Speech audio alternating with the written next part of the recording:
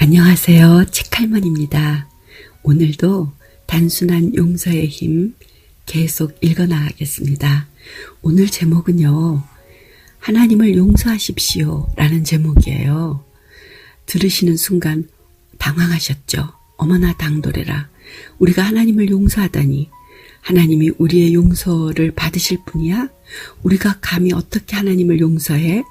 라는 생각이 드실 수 있습니다. 그런데 모든 사람들의 가장 깊숙한 무의식 저 바닥에는요. 하나님이 최종 권위자시라는 거죠.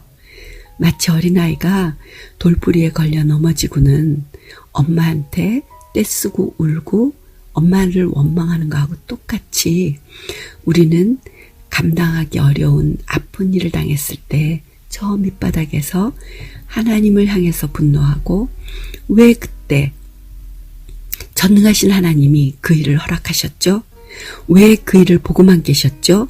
라고 하나님을 향해서 원망하고 비난하기 일쑤라는 거죠. 거기에 대해서 하나님은 책임이 없으시지만 하나님은 아버지이시기 때문에 우리에게 스스로 용서받아야 될 자리에 놓으시는 것 같은 그런 마음이 듭니다. 제가 60페이지 계속 읽을게요. 많은 사람들이 하나님을 용서하는 문제로 어려움을 겪습니다. 경험해보지 않았다면 이 말을 이해하기 힘들 것입니다. 그러나 어떤 이들은 삶의 중요한 순간 하나님이 자기를 속였다고 생각해서 하나님을 증오하기도 합니다. 자기들이 계획한 대로 일이 잘 풀리지 않았기 때문입니다. 모든 것을 하실 수 있는 하나님이 자기들이 원하는 대로 해주지 않으시면 하나님을 원망하고 비난하며 실망합니다. 만약 당신도 그런 태도를 갖고 있다면 당신이 사랑하는 그분과 지속적인 교제는 불가능합니다. 단 하나의 답은 하나님을 용서하는 것입니다. 물론 하나님은 용서받으실 필요가 없습니다. 그러나 하나님을 용서하겠다는 마음으로 정직하게 자기 자신의 문제를 직시할 때 죄의 굴레를 벗어나 하나님과의 관계를 회복할 수 있습니다. 우리는 종종 어떤 일이 왜 우리에게 일어나는지 알 수만 있다면 상황은 훨씬 나을 것이라고 생각합니다. 하지만 하나님은 우리가 정말 알아야 할 것, 감당할 준비가 된 것, 우리를 해치지 않을 것, 그리고 우리에게 도움이 될 것에 대해서만 알려주십니다. 인생의 모든 것들을 알려고 하는 대신 하나님을 신뢰하는 법을 배워야 합니다. 과거에 집착하다 보면 언젠가 반드시 왜? 라는 질문을 할 때가 올 것입니다.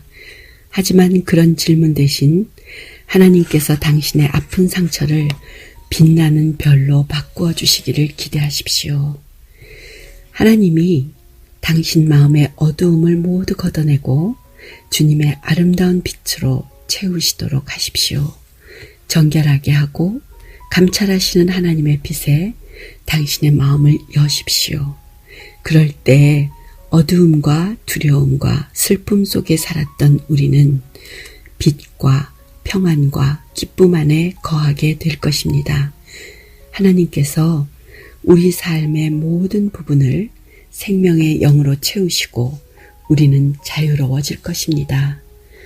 위선을 벗어던진다는 것은 얼마나 멋진 일인가요? 허울과 속임수는 더 이상 필요하지 않습니다.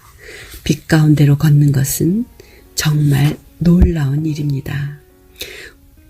우리 모두는 이 놀랍고 환희에 찬 그러한 나날들을 맞이해야 할 마땅한 자격이 있어요. 상처는 자산입니다. 치유되기만 한다면요. 상처가 많이 있다면 아직 통장에 입금되지 않은 자산이 입금을 기다리고 있다라는 가능성으로 보면 어떨까요? 우리는 상처 부자, 상처 많이 받은 사람들에서부터 자기 자신을 나는 정말 풍성한 생명의 자산이 있는 사람이야 라고 달리 우리 자신을 해석하며 바라본다면 상처를 바라보는 나는 왜 이렇지? 왜 나지? 내가 뭘 잘못했어? 왜 하필 나야? 이런 것에서부터 오히려 더 자신감으로 채워질 것 같습니다. 여러분 정말 감사하고요. 사랑합니다. 안녕히 계세요.